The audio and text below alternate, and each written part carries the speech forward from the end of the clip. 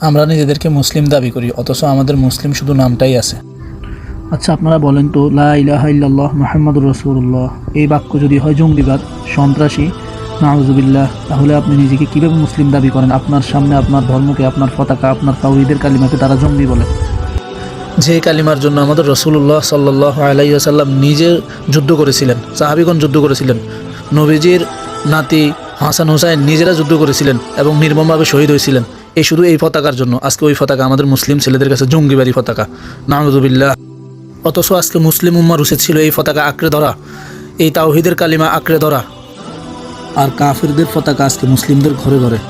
যারা আমার জাত দুশ্মন, যারা আমার ধর্মকে জঙ্গিবাদ বলে, আমার রসুল সাল্লাল্লাহু আলাইহি ওয়াসাল্লামকে গালি দেয়, তারা আজকে আমার আইডল। যারা আমার রাসূলুল্লাহ সাল্লাল্লাহু আলাইহি ওয়াসাল্লামের রক্ত জড়িয়েছিল, তাদের উত্তরসূরিরা আজকে আমাদের মুসলিম ছেলেদের আইডল। যে পতাকাগুলো দাঁড় করিয়ে আমার রসুলের বিরুদ্ধে যুদ্ধ করা হয়েছিল, এগুলো এখন মুসলিমদের ঘরে ঘরে।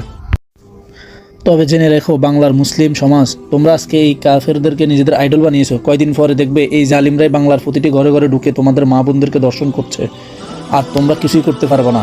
তুমি তখন শুধু দেখবে, তুমি যাকে তোমার নেতা বানিয়েছো সে সবার সামনে তোমার বোনকে দর্শন করবে। তুমি সেই দিন দেখবে যে তোমার নেতা তোমাকে ধোঁকা দিয়েছিল। সেই দিন আর বেশি দূরে নয়, যেদিন মুশরিকরা মুসলিমদের ঘরে ঢুকে ঢুকে মুসলিমদের মা বোনদেরকে দর্শন করবে, পুরুষদেরকে জবাই করবে। যদি এখন তোমরা সচেতন না হও, আল্লাহ আমাদেরকে হেফাজত করুক, আমিন।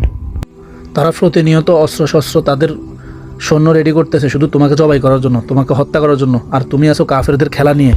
হে মুসলিম যুবক, এবার জাগো, তোমার বোনকে নিরাপত্তা দিতে হবে। তাদেরকে ধরে নিয়ে তারা মুসলিম থেকে অমুসলিম বানাচ্ছে। যদি প্যালেস্টাইনের অবস্থা দেখেও তোমার বিবেক না জাগে, তোমার ঘুম না ভাঙে, তাহলে তুমি নিজেকে মুসলিম হিসেবে পরিচয় দিও না।